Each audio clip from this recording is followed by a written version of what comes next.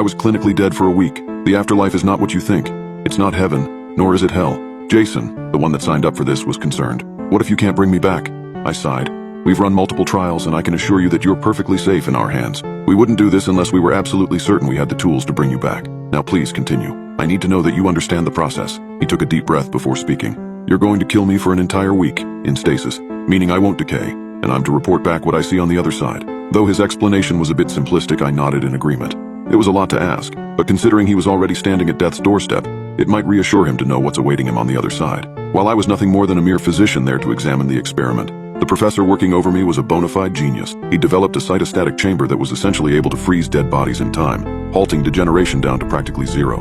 Normally, once someone dies, it takes only a few minutes for the brain to stop functioning. But during this time, people frequently experience vivid hallucinations that could be interpreted as a glimpse into the afterlife. What Professor Hall theorized was that a true experience of death only occurs after the brain has lost all neural activity. The issue being that once someone reaches that stage, permanent brain damage would be the inevitable result. Thus, the chamber, able to halt necrosis until we could bring the subjects back. And our first willing subject would be Jason Moore. However, we were wrong, and we would soon discover the horrifying truth behind the afterlife. Listen, Jason, I know you signed the contract, but you can still back out. There's no shame in being afraid, I said as I put a comforting hand on his shoulder. He shook his head in response. No, I need to know. I can't just die without knowing the truth. All right, then I'm going to inject you with the cryo serum. It's highly carcinogenic. But since I already have cancer, I guess that doesn't matter. Jason laughed nervously, trying to brighten the mood.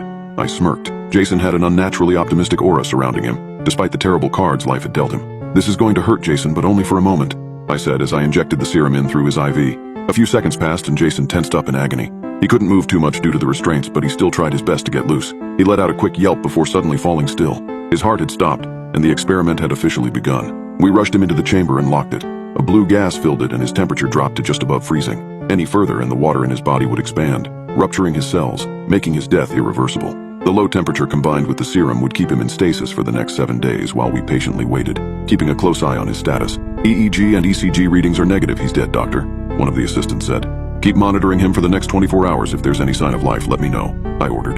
The Hall-modified electroencephalography was a tool specifically designed by Professor Hall to measure electrical activity beyond what we thought was possible, and had shown that during brain degeneration, small signals are given off. He'd previously proven that it could not only read signals from the brain, but translate them. Essentially, what it came down to was a tool that could read the unconscious mind. But if Jason was truly dead, or in stasis, we shouldn't see anything at all. An absolute confirmation of death. A day passed, and we'd gotten through the crucial stage of Jason's death. If there were to be any complications, they should have already happened, which put us at ease while we waited for the remainder of the week to get by. As we waited, I spent a lot of time by Jason's side. I'd signed up for the program following a near-death experience of my own. Though I had only been legally dead for a couple of minutes, I'd seen a whole world of peace and utter beauty, visited a place beyond the realm of human comprehension. Those 2 minutes were the best of my entire life, and I ached to return, if only vicariously through someone else. On the 4th day of the experience, we detected a small anomaly in Jason's HEEG reading. Just a blip, but enough to be concerned.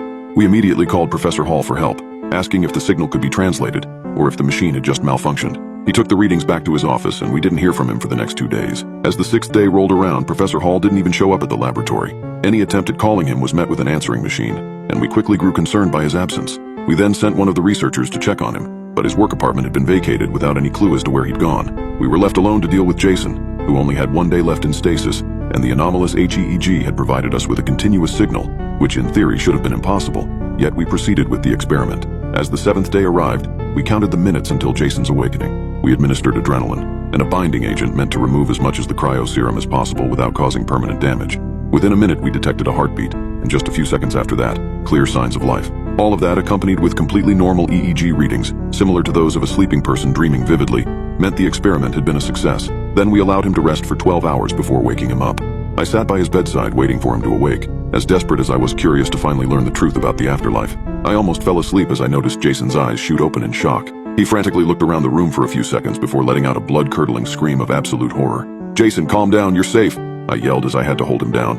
Yet he kept screaming for minutes, alerting the entire laboratory personnel.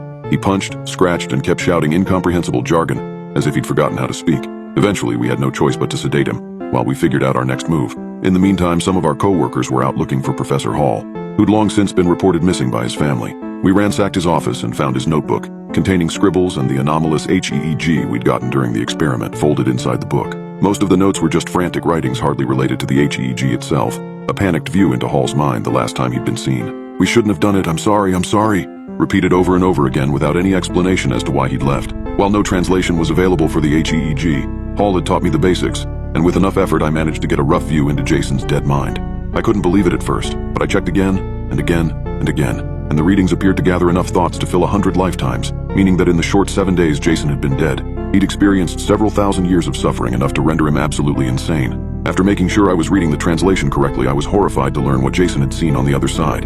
He'd seen nothing. For thousands of years, Jason had remained conscious on the other side of life, in eternal darkness, never experiencing anything other than his own thoughts. They've run experiments in the past, anhedonic chambers devoid of light and sound, and that alone is enough to drive people mad in only a few hours. But Jason had suffered through it for millennia, all alone, with no chance of escape. I spent the next weeks looking over old records left behind my hall, where he'd recorded HEEG of deceased individuals as they decayed.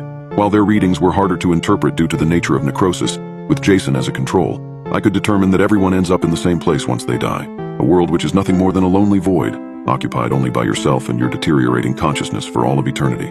Life is all there is, and death is utter, conscious emptiness. There's nothing on the other side, no hell, no heaven, just nothing, and nothing is far worse than death itself.